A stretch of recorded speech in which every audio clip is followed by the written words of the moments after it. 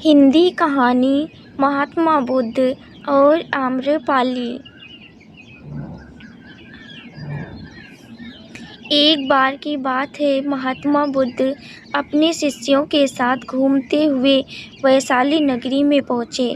वैशाली को उस समय 16 महाजनपदों में एक महत्वपूर्ण जनपद माना जाता था, जिसकी ख्याति दूर दूर तक फैली हुई थी।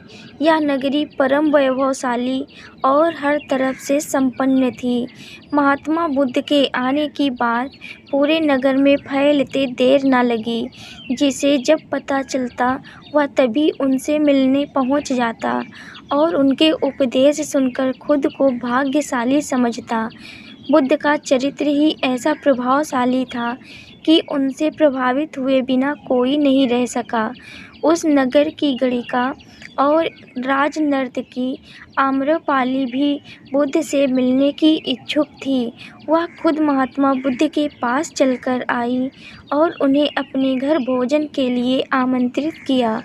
उसने इतने सरल और प्रेम भाव से बुद्ध से विनती की कि बुद्ध मना नहीं कर सके। जब यह बात उनके शिष्यों को पता चली कि महात्मा बुद्ध ने एक गणिका का आमंत्रण स्वीकार किया है, तो सबने इसका विरोध किया। महात्मा बुद्ध ने बड़ी सरलता से अपने शिष्यों से कहा, मैंने तो उसकी प्रेम भावना देखी। जिसने जिस भावना से मुझे बुलाया है, वह बिल्कुल पवित्र और निश्चल थी। आज वह मुझसे मिलने एक गणिका बनकर नहीं, बल्कि एक भक्ति भाव से आई थी। फिर भला मैं कैसे उसका आमंत्रण स्वीकार न करता, वह चाहे एक वेश्या हो या फिर कोई सन्यासी। यथा समय बुद्ध आम्रपाली के घर भोजन के लिए गए। वह पहले से ही भोजन की सारी व्यवस्था करके भगवान बुद्ध के आने की राह देख रही थी। मन में यह विचार भी आ रहा था कि कहीं बुद्ध अपनी बात से मुकर न जाएं। इतने बड़े सन्यासी भला क्यों एक वेश्या के बुलाने पर उसके घर आकर भोजन करेंगे। परंतु जैसे ही आम्रपाली ने बुद्ध को अपने घर आते देखा, उसकी प्रसन्नता का ठिकाना न रहा। वह दौड़कर दरवाजे पर गई और उनका स्वागत किया। खुद अपने हाथों से भोजन परोसा और उनकी आवभगत की।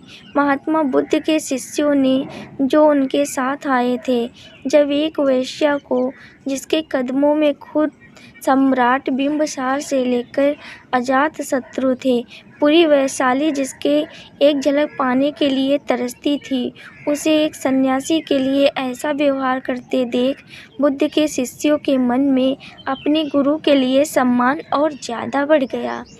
आम्रपाली ने महात्मा बुद्ध के व्यक्तित्व के बारे में जैसा सुना था, उनसे मिलने के बाद वह उससे ज़्यादा प्रभावित हुई और उसी समय वह बुद्ध की शरण में चली गई।